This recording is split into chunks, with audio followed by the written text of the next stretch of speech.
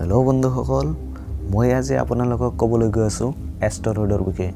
আৰু যদি আপোনালোকক মোৰ এই ভিডিঅ'টো ভাল লাগে তেতিয়াহ'লে ছাবস্ক্ৰাইব কৰিব, লগতে বেল আইকনখন দবাই দিব যাতে মোৰ ভিডিঅ'ৰ নটিফিকেশ্যন আপুনি চবৰ আগত পাই যায়।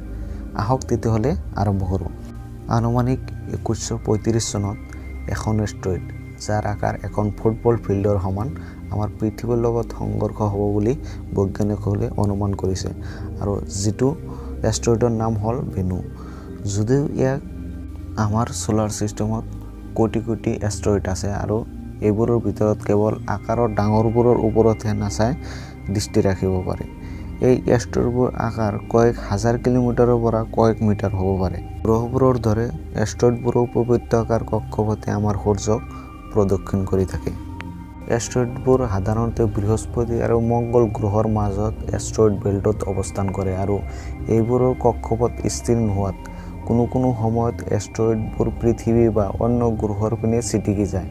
কোনো এষ্টেৰয়েড যদি পৃথিৱীৰ 45 পৰা 28 মাইল ওচৰত আহি যায় তেন্তে নাছাৰ প্লেনেটাৰী ডিফেন্স অফিচে চিনাক্ত কৰি এইবোৰ NEA কেটেগৰীত অন্তৰ্ভুক্ত কৰে। আৰু NEA মানে হ'ল নিয়াৰ আৰ্থ এষ্টেৰয়েড। আপুনি জানি আচৰিত হ'ব যে 1980 চনৰ পিছৰ পৰা এতিয়ালৈকে প্ৰায় 18,000 এনেকুৱা এষ্টেৰয়েড আৱিষ্কাৰ কৰা হৈছে আৰু যিবিলাকক নিয়াৰ আৰ্থ এষ্টেৰয়েড বুলি চিনাক্ত কৰা হৈছে।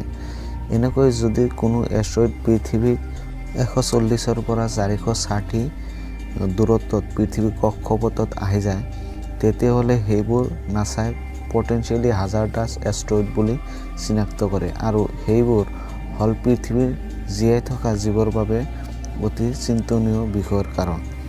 আৰু এনেকুৱা এখন এষ্টেৰয়েড নাছাই চিনাক্ত কৰিছে যাৰ নাম হ'ল এষ্টেৰয়েড ভেনু। ই প্ৰতি 6 বছৰ মূৰে মূৰে পৃথিৱীৰ নিচেই ওচৰত আহি যায়। এই 500 মিটাৰ চাইজৰ ভেনু যদি পৃথিৱীৰ লগত সংঘৰ্ষিত হয় তেন্তে ইয়াৰ বিধ্বংসী ক্ষমতা হিৰোশ্বিমাত নিক্ষেপ কৰাৰ নিচিনা 80,000 পাৰমাণৱিক বোমাৰ সমান এনাৰ্জি উৎপন্ন কৰিব আৰু যিয়ে পৃথিৱীৰ পৰা জীৱকুলৰ নামৰ নিশান মিটাই দিবলৈ যথেষ্ট।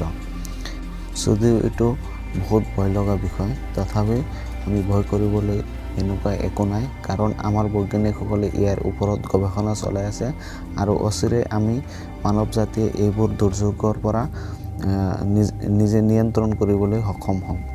বন্ধুসকল, যদি মোৰ ভিডিঅ'টো ভাল লাগিছে তেতিয়াহ'লে শ্বেয়াৰ কৰিব, লগতে ছাবস্ক্ৰাইব কৰিবলৈ নাপাহৰিব। Thank U.